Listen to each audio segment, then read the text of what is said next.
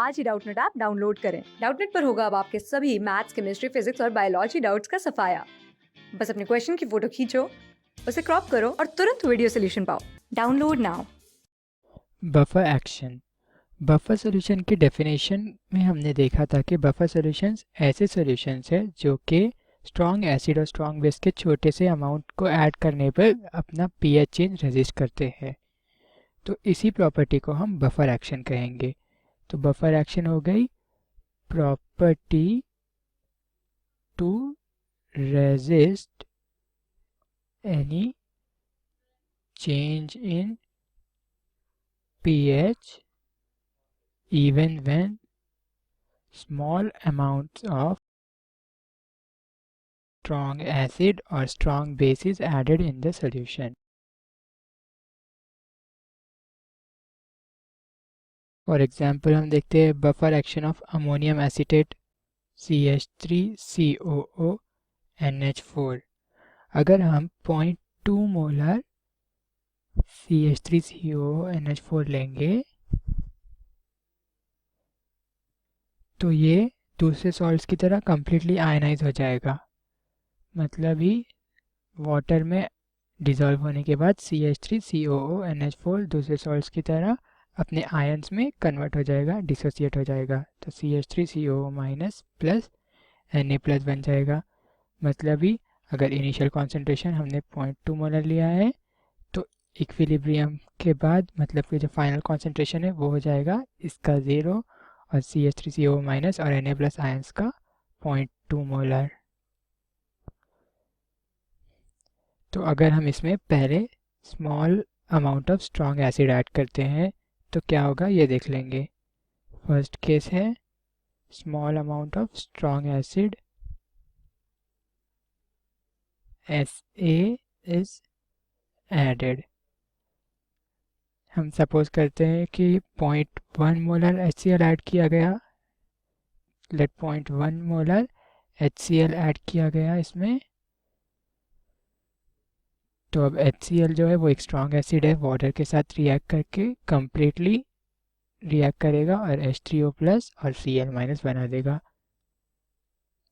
तो हमने 0.1 molar HCl लिया है तो फाइनल कॉन्सेंट्रेशन HCl का हो जाएगा 0 और इससे हमें 0.1 मोलर H3O प्लस और 0.1 मोलर Cl माइनस मिल जाएगा। अब ये जो 0.1 मोलर H3O प्लस मिला है हमें, ये 0.1 मोलर CH3COO माइनस या एसीटेट आयन के साथ कंबाइन होकर 0.1 molar weak acid acetic acid बना देगा। मतलब ही CH3COO माइनस आयन जो कि हमारे सॉल्यूशन में प्रेजेंट है H3O के साथ कंबाइन हो जाएगा और इससे बना देगा वीक एसिड CH3COOH जो कि है एसिटिक एसिड। तो इनिशियल कॉन्सेंट्रेशन हमारे पास CH3COO माइनस का था 0.2 मोलर जो कि सॉल्ट के डिसोसिएशन से मिला था 0.2 मोलर और H3O प्लस का कॉन्सेंट्रेशन है 0.1 मोलर जो कि HCl के डिसोसिएशन से मिला है और इनिशियल कॉन्सेंट्रेशन इन दोनों के हो गया 0। तो यहाँ से फाइनल कॉन्सेंट्रेशन हो जाएगा इसका 0.2 माइनस 0.1 क्योंकि 0.1 मोलर H3O प्लस के साथ ये रिएक्ट कर रहा है तो H3O प्लस का हो जाएगा 0। तो final concentration of CH3COO minus हो गया 0.1 मोलर और CH3COOH का भी कॉन्सेंट्रेशन हो जाएगा 0.1 मोलर। इसका मतलब है कि स्ट्रॉन्ग एसिड के एडिशन पे बफर सॉल्यूशन से वीक एसिड फॉर्म हो रहा है जिसका कॉन्सेंट्रेशन 0.1 मोलर है और वीक एसिड के फॉर्मेशन से पीएच पे उतना कुछ फ़र्क नहीं पड़ता। तो इसीलिए 0.1 मोलर वीक एसिड जो फॉर्म हो रहा है CH3COOH इसकी वजह से पीएच ज़्यादा चेंज नहीं होगा। तो पीएच डज नॉट चेंज। इस अमोनियम एसिटेट के सॉल्यूशन को हम बफर सॉल्यूशन कहेंगे। इसी तरह से स्ट्रॉन्ग बेस के एडिशन पे क्या होता है ये भी देख लेते हैं। तो सेकेंड केस हो गया addition of small amount of strong base. तो अब हम इस एसिटेट अमोनियम एसिडेट के सॉल्यूशन में कुछ drops of 0.1 molar NaOH add करते हैं। अब जो NaOH है वो एक स्ट्रॉन्ग बेस है, मतलब ये वाटर में डिसॉल्व होके ये कम्प्लीटली डिसोसिएट हो जाएगा इन Na+ एंड OH-। तो अगर हम 0.1 मोलर कॉन्सेंट्रेशन ले रहे हैं NaOH का, तो फाइनल कॉन्सेंट्रेशन ऑफ NaOH हो जाएगा 0 और कॉन्सेंट्रेशन ऑफ Na+ और OH- हमें मिल जाएगा 0.1 मोलर। अब जो अमोनियम एसीटेट है उससे हमें 0.2 मोलर NH4+ आयन्स मिले थे। अब ये जो NH4+ आयन है ये 0.1 मोलर OH- के साथ रिएक्ट करके फॉर्म कर लेंगे वीक बेस NH4OH। तो ये रिएक्शन हो जाएगी NH4+ plus OH- giving NH4OH, जो कि एक वीक बेस है। Initial concentration of NH4+ ion हमारे पास था 0.2 मोलर और OH- का हमें मिला है 0.1 मोलर। तो ये दोनों रिएक्ट कर लेंगे तो फाइनली NH4+ आयन का कॉन्सेंट्रेशन हो जाएगा 0.2 - 0.1 मतलब ही 0.1 मोलर। OH- का हो जाएगा 0 और NH4OH फॉर्म हो जाएगा 0.1 मोलर। अब जो NH4OH है वो एक वीक बेस है और वीक बेस से pH पे उतना कुछ फ़र्क नहीं पड़ता, तो इसीलिए 0.1 मोलर NH4OH की वजह से pH चेंज नहीं होगा। अब सॉल्यूशन का pH चेंज नहीं हो रहा है स्ट्रॉन्ग बेस के एडिशन पे, मतलब ही सॉल्यूशन बफर हो गया। तो हमारे पास जो अमोनियम एसीटेट का सॉल्यूशन है वो एक बफर सॉल्यूशन होगा। अब हमने देखा है कि जो सॉल्ट है वीक एसिड और वीक बेस का, मतलब ही salt of weak acid plus weak base, ये एक बफर सॉल्यूशन की तरह एक्ट करता है। पर स्ट्रॉन्ग एसिड और स्ट्रॉन्ग बेस का सॉल्ट बफर सॉल्यूशन की तरह एक्ट नहीं करता। तो अब हम इसका रीज़न देखेंगे।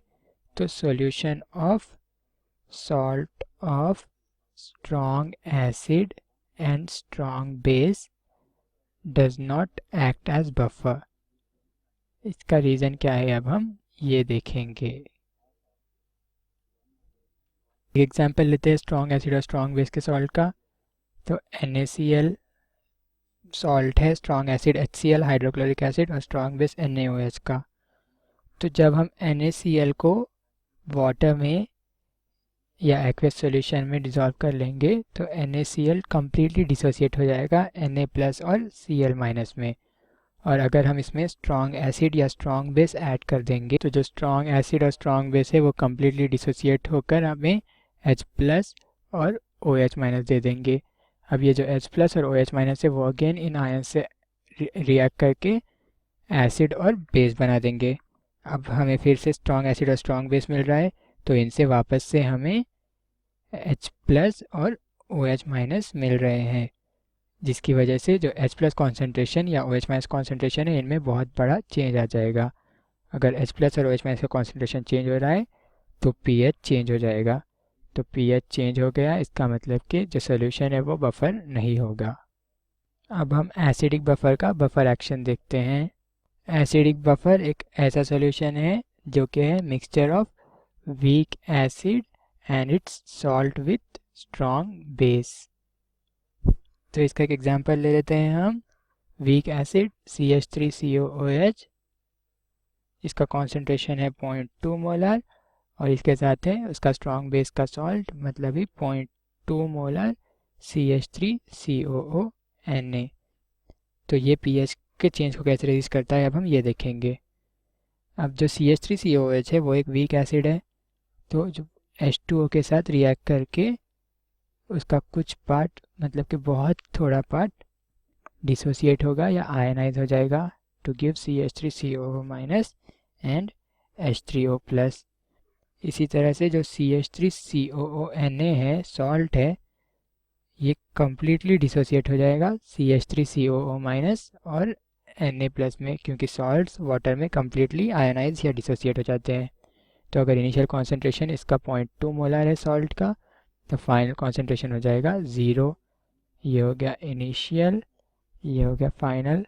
तो फाइनल कॉन्सेंट्रेशन ऑफ सॉल्ट हो जाएगा 0, पर आयंस का फाइनल कॉन्सेंट्रेशन सॉल्ट के इनिशियल कॉन्सेंट्रेशन के इक्वल हो जाएगा। तो Na+ और CH3COO- के कॉन्सेंट्रेशन हो गए 0.2 मोलर। अब यहाँ पर हमें एसिड से भी CH3CO माइनस आयन मिल रहा है और सॉल्ट से भी, तो यहाँ पर कॉमन आयन इफेक्ट हो जाएगा, क्योंकि सेम आयन दो रिएक्शन से हमें मिल रहा है। तब इस कॉमन आयन इफेक्ट की वजह से हमारे पास एक्सेस में CH3CO माइनस हो गया इस इक्विलिब्रियम के लिए, तो H3O प्लस का जो कॉन्सेंट्रेशन है वो डिक्रीज हो जाएगा टू एस्टैब्लिश इक्विलिब्रियम। अब हम देखते हैं कि ये बफर की तरह कैसे एक्ट करता है।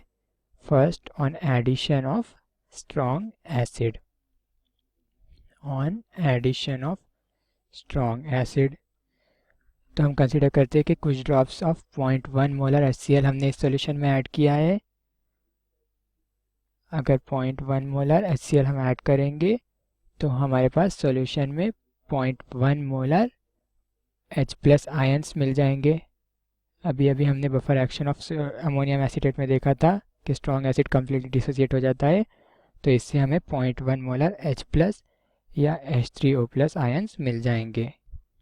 अब ये जो 0.1 मोलर H प्लस या H3O प्लस आयंस हमें मिल रहे हैं, ये CH3CO माइनस आयन के साथ रिएक्ट करके हमें स्ट्रॉन्ग बेस दे देंगे। मतलब ही CH3CO माइनस आयन जो सॉल्यूशन में प्रेजेंट है वो इन H प्लस आयंस या H3O प्लस आयंस के साथ रिएक्ट करके CH3COOH एसिड फॉर्म कर देंगे। अब CH3CO माइनस का हमारे पास टोटल है 0.2 मोलर इस सॉल्यूशन में, H प्लस है 0.1 मोलर, तो रिएक्शन हो जाएगा इन दोनों के बीच और हमारे पास सॉल्यूशन में फाइनली बचेगा 0.1 मोलर CH3CO माइनस आयन और 0 mole of H plus ions. तो यहाँ से 0.1 मोलर CH3COOH या वीक एसिड फॉर्म हो गया। अब हम जानते हैं कि वीक एसिड की वजह से pH में उतना कुछ चेंज नहीं होता, तो pH हो गया constant on addition of strong acid. मतलब ही ये सॉल्यूशन बफर की तरह एक्ट कर रहा है। और इस प्रोसेस से हमें दिख रहा है कि इस सॉल्यूशन में जो वीक एसिड है CH3COOH उसका टोटल कॉन्सेंट्रेशन बढ़ रहा है on addition of strong acid.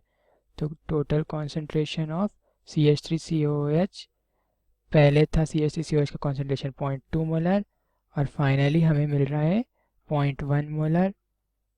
तो जो फाइनल कॉन्सेंट्रेशन हो गया वो हो गया 0.3 मोलर। इसी तरह से जो सॉल्ट है उसका कॉन्सेंट्रेशन घट रहा है, CH3COONA का फाइनल कॉन्सेंट्रेशन हमें मिल रहेगा, इनिशियली था 0.2 मोलर और 0.1 मोलर रिएक्ट कर रहा है H प्लस से, तो फाइनल कॉन्सेंट्रेशन हो गया 0.1 मोलर इस सॉल्ट का। इस चीज़ को याद रखने के लिए हम AAA रूल का यूज़ कर सकते हैं। AAA रूल है, फर्स्ट ए इसमें डिनोट करता है एसिडिक बफर, तो और सेकेंड ए स्ट्रॉन्ग एसिड और थर्ड ए वीक एसिड। तो इसको हम ऐसे याद रख सकते हैं, in acidic buffer first A when strong acid second A is added the concentration of weak acid, third A हो जाएगा concentration of weak acid third A increases. जैसे कि ऊपर वाले एग्जांपल में हमने देखा है HCl जो कि स्ट्रॉन्ग एसिड है, इसके एडिशन पे CH3COOH मतलब ही वीक एसिड का कॉन्सेंट्रेशन इंक्रीज हो रहा है। तो ये हम AAA रूल की हेल्प से याद रख सकते हैं। अब देखते हैं इस सॉल्यूशन में जब हम स्ट्रॉन्ग बेस ऐड करेंगे तब क्या होगा। तो सेकेंड केस हो गया addition of small amount of strong base. तो हम कंसिडर करते हैं कि हम कुछ drops of 0.1 molar NaOH add कर रहे हैं इसमें। अब NaOH जो कि स्ट्रॉन्ग बेस है ये कम्प्लीटली डिसोसिएट हो जाएगा और इससे हमें मिल जाएगा 0.1 molar OH minus.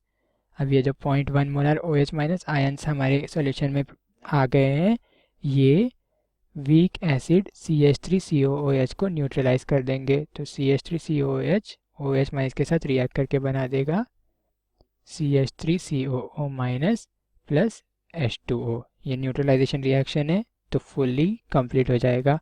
OH minus का हमारे पास 0.1 मोलर कॉन्सेंट्रेशन है और CH3COOH हमारे पास 0.2 मोलर प्रेजेंट है, क्योंकि हमने सोल्यूशन में 0.2 मोलर CH3COOH लिया है।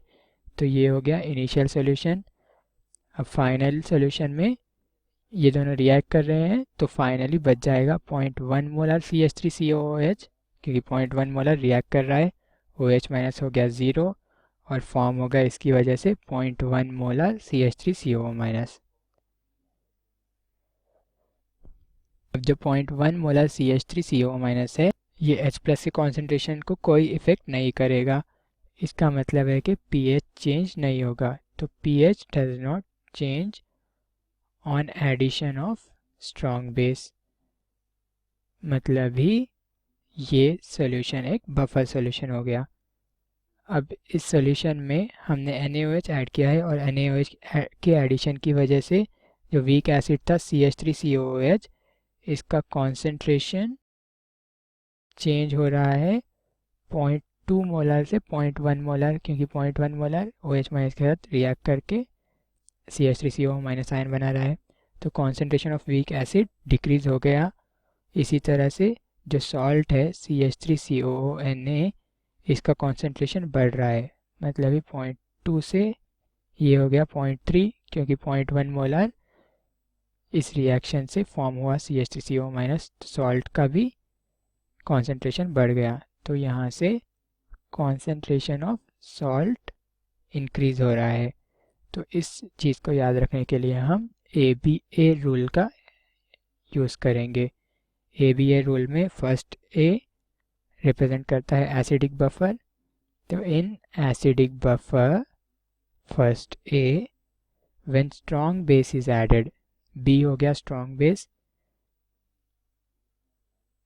SB is added, concentration of weak acid, last A है वो डिनोट करता है weak acid, तो concentration of weak acid decreases। जैसे कि ऊपर वाले एग्जांपल में जो एसिडिक बफर था, उसमें हमने जब स्ट्रॉन्ग बेस NaOH ऐड किया, तो जो कॉन्सेंट्रेशन ऑफ वीक एसिड है CH3COOH वो 0.1 मोलर से डिक्रीज हो गया। तो ये रूल हम इसे याद रखने के लिए यूज़ कर सकते हैं। क्लास 6 से 12 से लेके नीट IIT JEE मेंस और एडवांस के लेवल तक 10 मिलियन से ज्यादा स्टूडेंट्स का भरोसा। आज ही डाउनलोड करें डाउटनेट ऐप या व्हाट्सएप कीजिए अपने डाउट्स 8400 400 400 पर।